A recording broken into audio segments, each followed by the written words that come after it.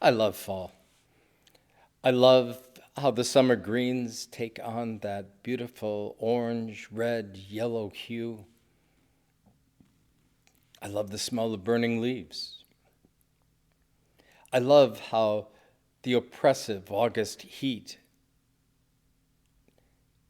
turns crisp and cool. I even like shorter days. It helps me shut down. Fall for me is a time of peace, tranquility, a time of reverie, a time of reflection, a time to remember days gone by and those who are no longer with me. It's a nice time of the year, at least for me. And then I'm given one of those weeks like last week where the temperatures are unseasonably warm for early November. The last gasp of an Indian summer, perhaps. And suddenly my reverie is broken because I realize this may be the last time I get such temperatures to do those last minute things before, oh God, winter. And so I'm scurrying around in frenetic activity, raking leaves, burning leaves, putting storm windows up, hauling patio furniture, covering it up with tarps, taking down the canopies, removing the flags and summer decorations, putting up Christmas decorations so that I'm not doing it in the midst of a snowstorm, making sure I know where the shovels are and I've got enough ice melt. I start looking around and recognize the trees are now bare. The flowers have stopped blooming. The earth has gone fallow. It's kind of dying. It's not a pretty picture. Soon it will be winter. And there will be snow. And then I start to wonder, how much snow? What will it do to travel plans? What about heating bills? Do I have enough? Can I make it through this winter? What about the economy? What kind of supplies do I have to stock up on?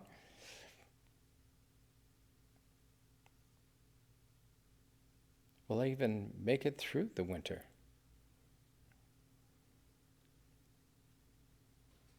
And suddenly I realize my reverie has become dread. Welcome to first century Palestine and the time of Jesus. That's kind of the mood, dread.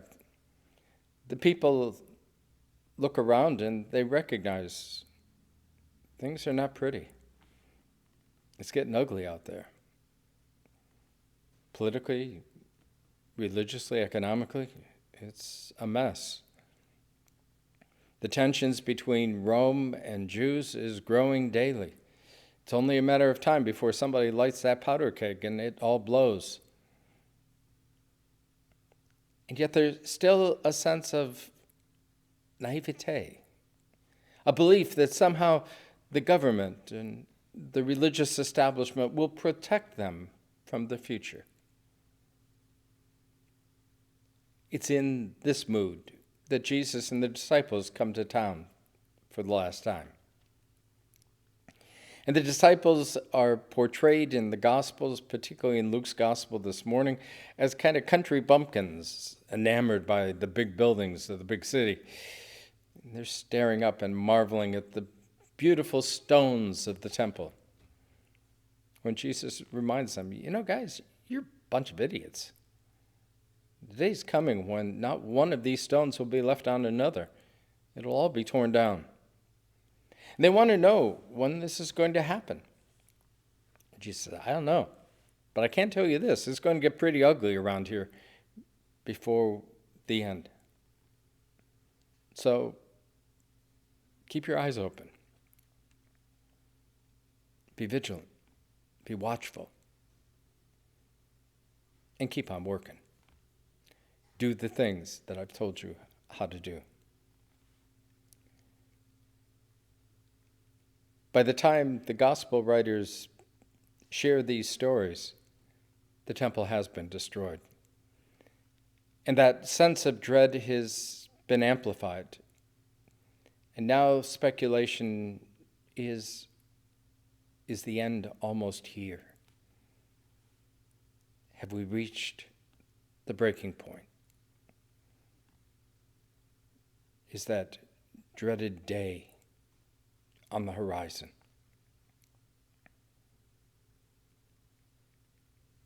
After this election, given the economic state of affairs in the country, the political unrest, the social craziness,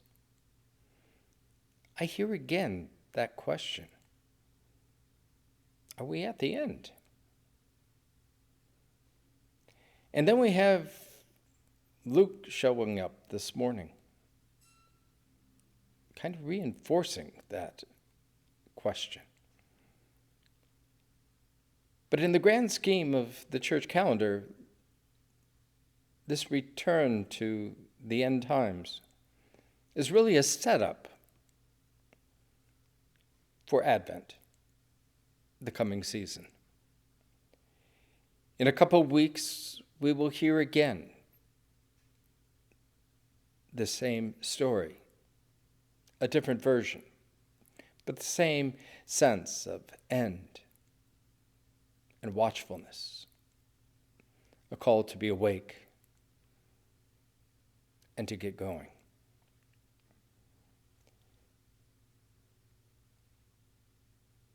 Then, before we know it, there was the sound of a voice crying in the wilderness.